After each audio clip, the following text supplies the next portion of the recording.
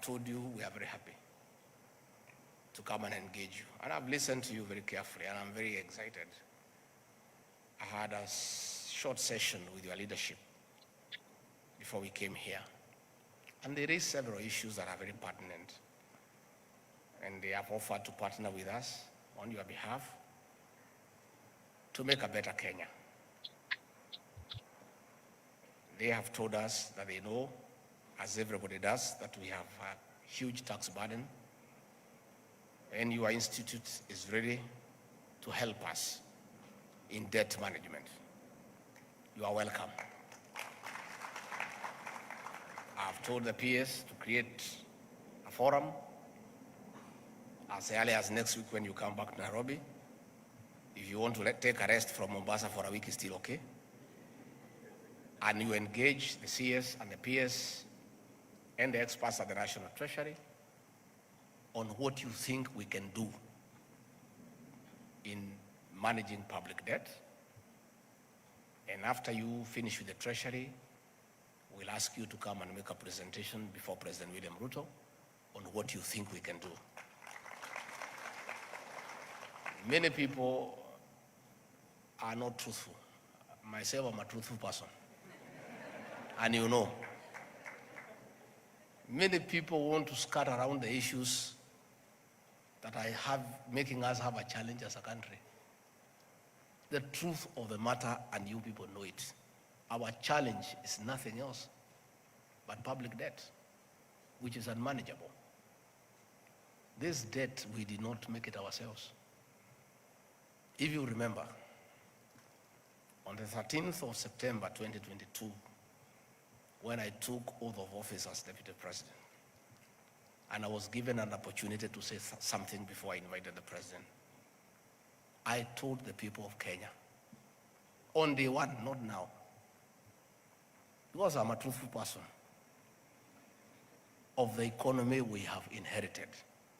And I told the people of Kenya that we found empty coffers. I told the people of Kenya we have found a 9.6 trillion public debt.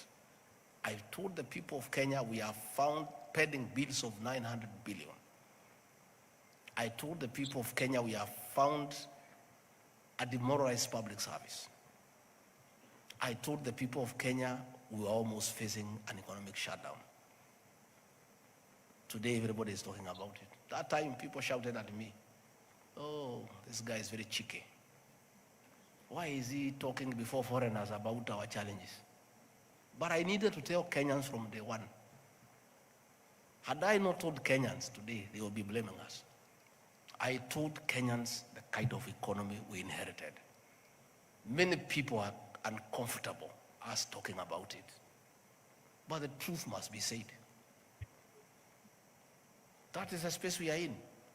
And I welcome wholeheartedly that you have volunteered to help us with ideas of what we can do to manage our public debt. And what we agreed under the leadership of President William Ruto is that we found ourselves in a hole. And what you do if you're an intelligent person, when you find yourself in a hole, you first stop digging and figure out how to get out.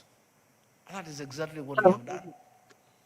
Tightening revenue collection, sealing leakages, making sure that every cent is collected to pay public debt. Right. All those people who are criticizing President William Ruto, they need to be honest. Are they telling the president and the government not to honor the debts that we found? These are debts for the Republic of Kenya. Although they were not committed by the present administration, they were debts committed by the government of the Republic of Kenya then. You as accountants, as business people, you know, in simple bookkeeping, there are assets and liabilities. We inherited the assets. State House, my office, airports. Fair enough. What about the liabilities? We inherited them too. Huge public debt, 9.6 trillion. 900 billion pending bills. Eurobond, 2 billion. Accruing interest between 12 to almost 16%. Those debts must be paid, and they'll be paid by the people of Kenya, not by William Ruto or Gachagua. It is the people of Kenya. Us being part of Kenya will pay through paying taxes. These people shouting left, right, and center, telling us to default so that we can be blacklisted as a banana republic. Are they telling us not to pay the Eurobond? Are they telling us not to pay what we owe the local banks? We want them to come and tell us. Don't just shout. Offer a solution. These debts are on record. We did not borrow as we were in the forest. William Ruto alikuwa ametengwa nje. He was not attending cabinet. He was not attending the National Security Council. He was not part of committing the country to those debts. But he is the President of the Republic of Kenya. He inherited those debts. He has to figure out how they have to be paid. And we are inviting you, good people, to help us with ideas of what we do, how we can go about it, how do we avoid them in future. Through continuous engagement, through bilateral and multilateral diplomacy, the President has traveled around the country, the world, engaging multilateral leaders, the IMF, the World Bank, key partners, the United States, the People's Republic of China. Currently, he has just left Germany for France, to see how we partner with the world to get us out of the mess we are in. And it has started to pay.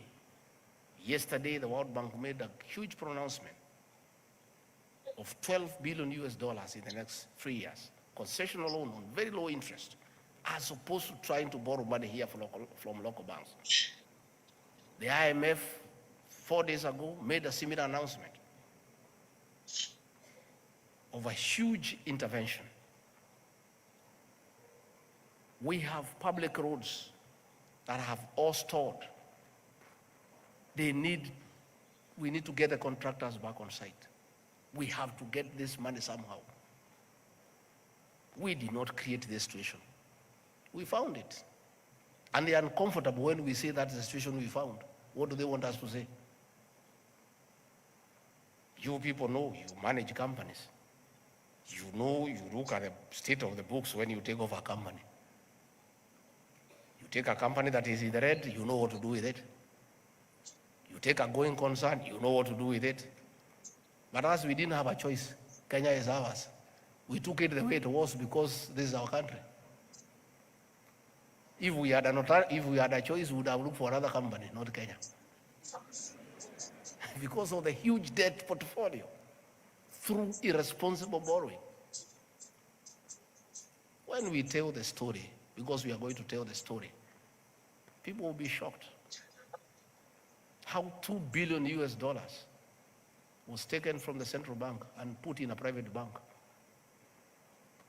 that is responsible for the situation we are in, the weakening of the shilling. And people want to sit there, and we know what they did. And we had said, let bygones be bygones. But there's a good discussion. We are going to have a good discussion. We are putting the figures into place, who took what and where, so that the people of Kenya can know why we are in this shit and this mess. To be fair to everybody, how do people expect a government to fix a 10-year mess in 1 year? A mess of 10 years. Through state capture, conflict of interest, outright theft of public resources, irresponsible borrowing, misuse of public funds, misapplication of funds into useless legacy projects. And here we are. we must be truthful to the people of Kenya, because it's important that we be truthful to the people of Kenya. And when the people of Kenya finally know the truth, they will make irresponsible borrowing a judgment, an assessment, misuse who is right and who is wrong. And what I can assure you, outright theft of public through state presidents and the rest of us are determined to fix this economy. And this economy will mess in 1 year. People expect, and they are good signs, a government to fix a 10-year mess in 1 year. For the first time in 8 years, at the closure of financial year at midnight on June 30th, we had given every cent owed to the county governments. And previously, we had arrears of 5 to 6 months for county governments for years. By the closure of financial year on June 30th, we had disbursed the last coin to the constituency development funds. For the first time, we have no arrears for our elderly men and women for their monthly stipend. We found an arrears for 8 months for those senior citizens who need that 2,000 to buy drugs, to buy food. We have cleared all that. Today, they get their stipend before civil servants are paid. And we have said, let anybody who has an idea on how to fix this economy come and talk to us. I want, on behalf of the president, to welcome you as ISPAC. Come and talk to our people at the National Treasury, and we'll ask you to talk to the president, and all of us are aligned. This is our country, and as I said, we don't know everything. If you have better ideas than we have, this is our country, we have no other country. Please come and talk to us, and whatever you advise us, if it's prudent, if it can get us out of the quagmire that we find ourselves in, we shall say asante sana. So please, you are most welcome. I've heard you talk about pending bills. It's true. The president, in his wisdom, has put a committee where your members are represented, led by Ruto, former Auditor General, an eminent Kenyan, another group of very eminent professionals. I saw them when the president was inaugurating the team. Men and women of integrity to scrutinize, verify, and validate pending bills so that those that are payable we can pay, and put that history of pending bills behind us. We saw many Kenyans lose their homes. We saw families break up. We saw people commit suicide as a result of pending bills. Government documents became worthless. Previously, during the Kibaki regime, you could walk to any financial institution with an LPO and get LPO financing 50% without a question, because the documents had credibility. People knew that you are given a contract by government, it is payable. Today, there is no bank or microfinance institution that will honor an LPO, because you supply 2, 3, 4, 5 years down the line, you have not been paid. We want to restore the sanctity of government LPOs and LSO and contracts so that they become bankable, that you can walk to a bank and get cash against it to carry out the works that you have been given. So that is ongoing. Again, you have said you have your issues of the remuneration role. You have explained to me there and here, and what we have agreed, I'll create the framework. My office has been tasked by the president the responsibility of coordinating constitutional commissions and independent offices. I'm the one who does that coordination in my office. So we have agreed with the chair. I'll call that forum for you, the Attorney General and no other people involved. We begin that conversation so that, like your counterparts, the lawyers and other professionals, you can have your own remuneration role. Lakini msiweke pesa mingi sana, mlipishe kidogo. There is too much competition. Even these lawyers, I can tell you, because some of us wafanyi biashara pia, hatuwalipi ile iko kwa hiyo role. Tuna negotiate because mawakili ni wengi sana. tusema wewe ni ngapi, wewe ni ngapi, wewe ni ngapi, wanashindana, inateremuka. It is good to have the remuneration roll as a benchmark, but you are also many. You have told me you are 35,000. 28,000 are in practice. So mutashindana tu pole pole, so that Kenyans can also get the best deal. So that one I'll do. Again, you have talked about too many regulations, and will help. The members of the National Assembly are here. The Attorney General is here. We can agree on how to fast track the review of these regulations so that we can collapse them into something that is making sense, so that we don't have too many laws for the same person doing the same thing. So that is something we can help in terms of fast tracking with the leader of the National Assembly in Parliament, with the Attorney General, with our legal drafters. We can work together and we can help you to fast track that one. The MP for Molo, KK, my good friend, has said about you people being targeted when there are investigations. It is true. Even the procurement people, they were here crying the same. It is true, and it's very sad. And I said, and I want once more to reiterate to ACC and DCI, please hire professionals to be your investigators. Hire accountants, hire procurement people who can advise you on how the investigation is going. You find some of these policemen, they have no idea about accounting. You know? So he is being asked to interrogate you and write statements on things that himself he cannot comprehend. You know? I from a personal experience on how absurd our investigative agencies can be when they are investigating complex matters beyond their pay grade.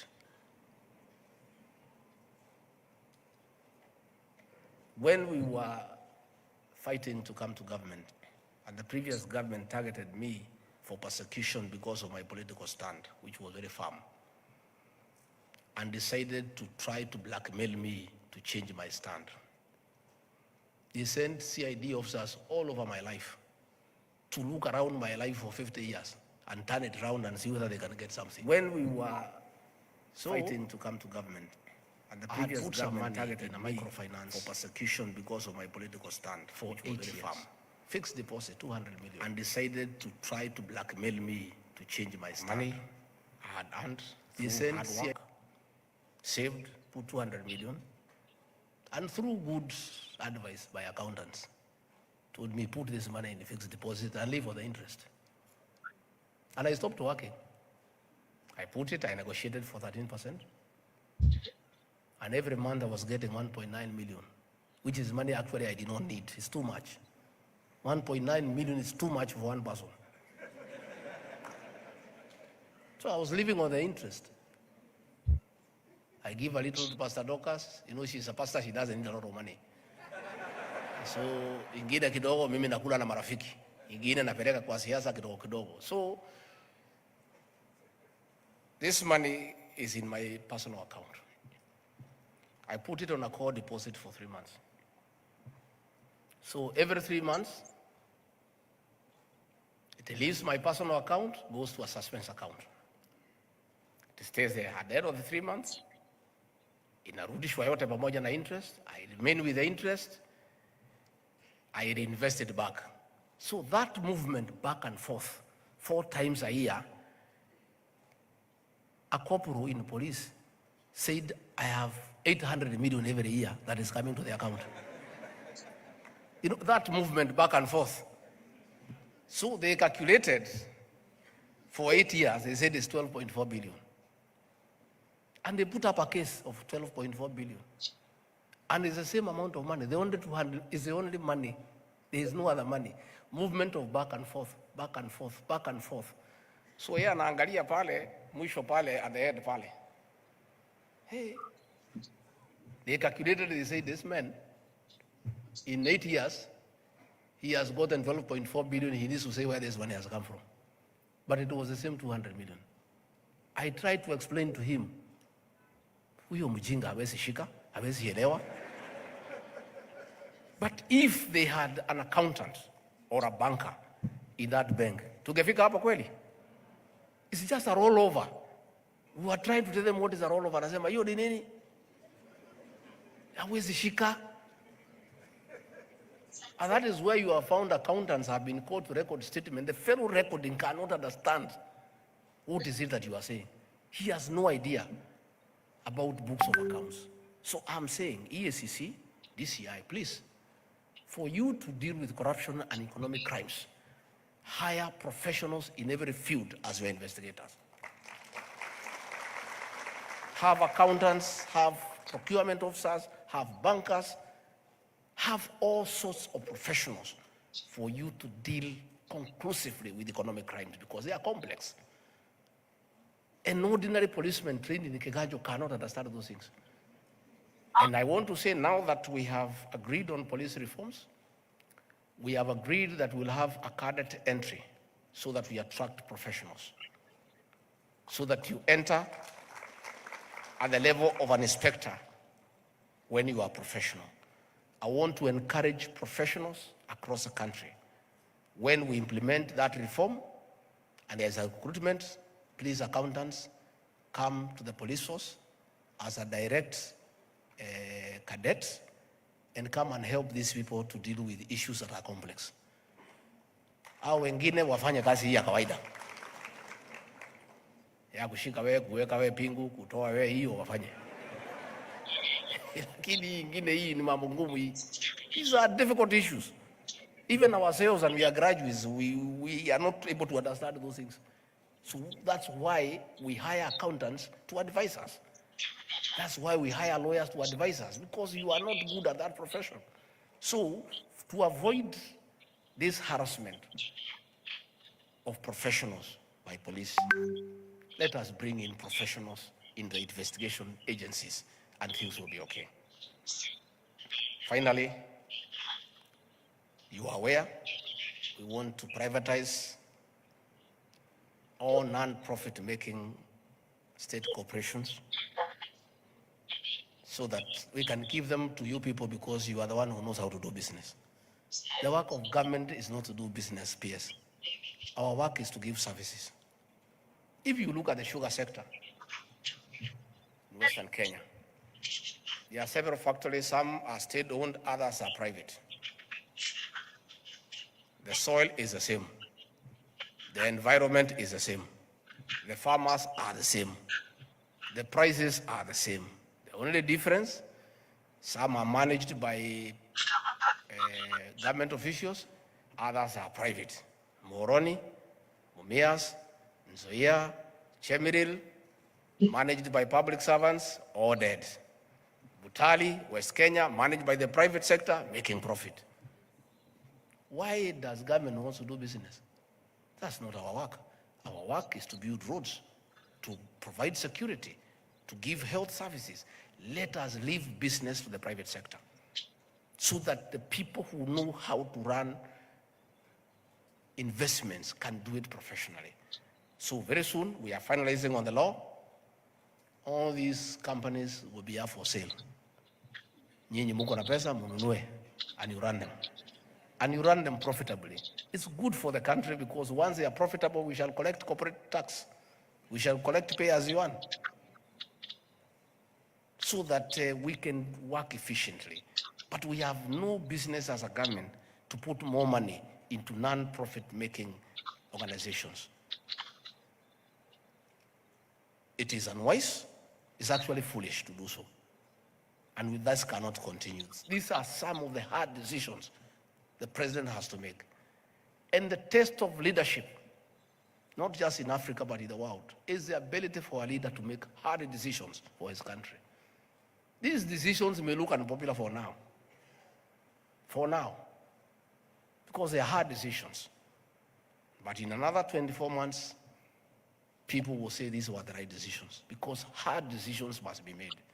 There is no other way of turning around this economy.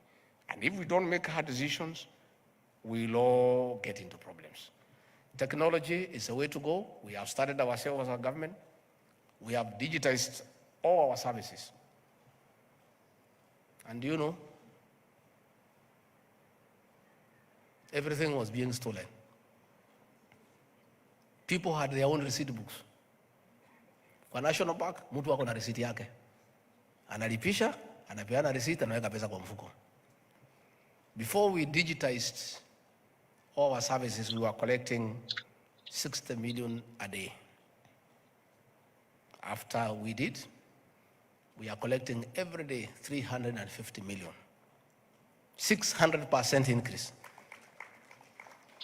The 290 million ilikuwa naenda kwa mifuko ya wanaume. And there was a lot of resistance. There was a lot of resistance.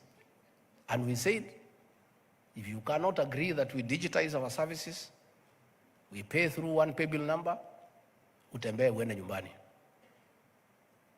We are now at 350, and our progression, when we look at the full potential, in another 3 months, we'll be able to collect $1 billion every day for this country. So let everybody embrace digitization of government services. Na wengi hata wamewacha kazi because they were not living on the salary, they were living on collecting money in cash. So that one is going to continue because there is no other way of going about it. Finally, you talked about your scheme of service. Those who are in the public sector, we are willing to have that conversation. I'm in charge of public sector reforms. We are willing to engage you as ISPAC on behalf of those who serve in the public sector so that we can agree with the Public Service Commission and the Ministry of Public Service on a scheme of service to encourage career progression and to have a very defined structure on how you rise in the service so that you don't just work and you are not sure about tomorrow. So if we are able to do that, I think things should be able. Finally, I was very happy to note that 60% of your membership are women. Pongezi, congratulations. You know, accountants are very important people because the issue of integrity and being honest is very important. So I'm very happy that 60% are women because most women are very honest.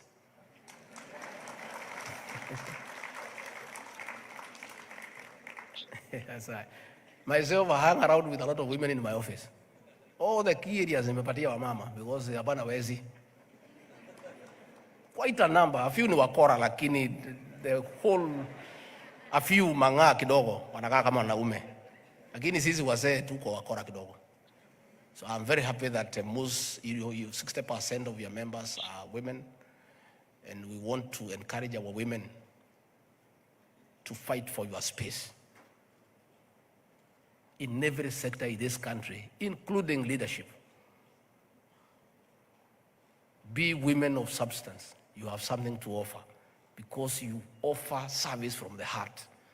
You are very genuine and compassionate in what you believe in. So we would want to see more women in leadership.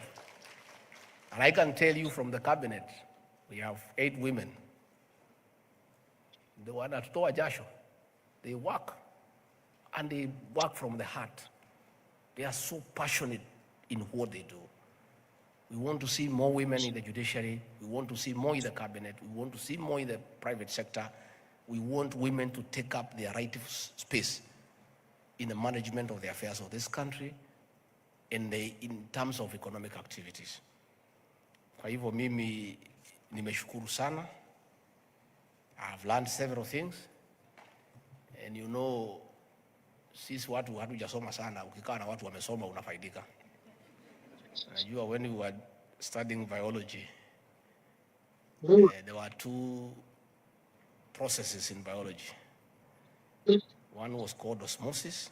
What was the other one called, Kimani? Yeah? Diffusion. So, bila nimekaa hapa, ukikaa na watu wamesoma through diffusion and osmosis, hata wewe unapata.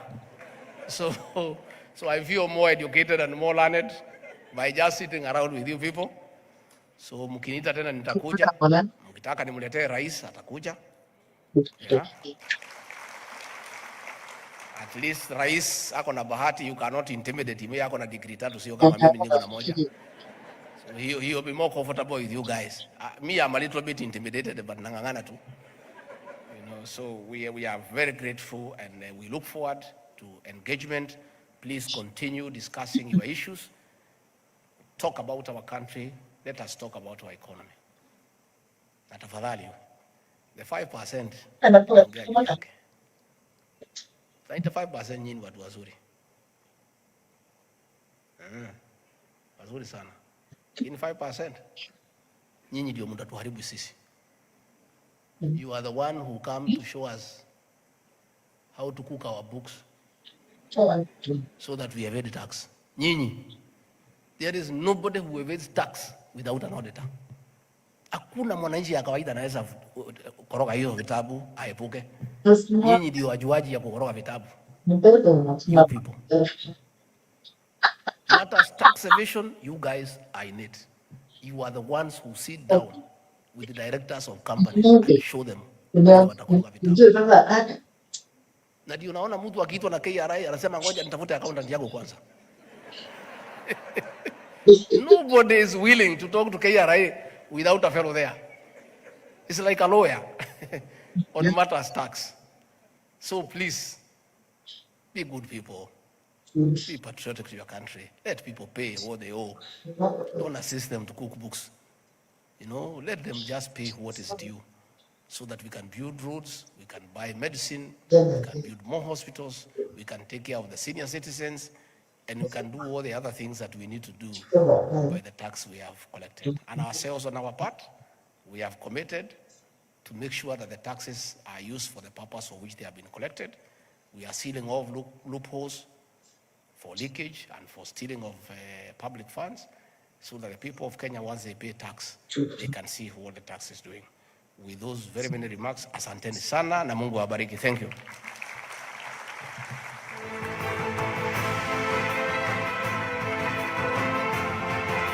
Sisa kindly remain on the dais for a brief photo share.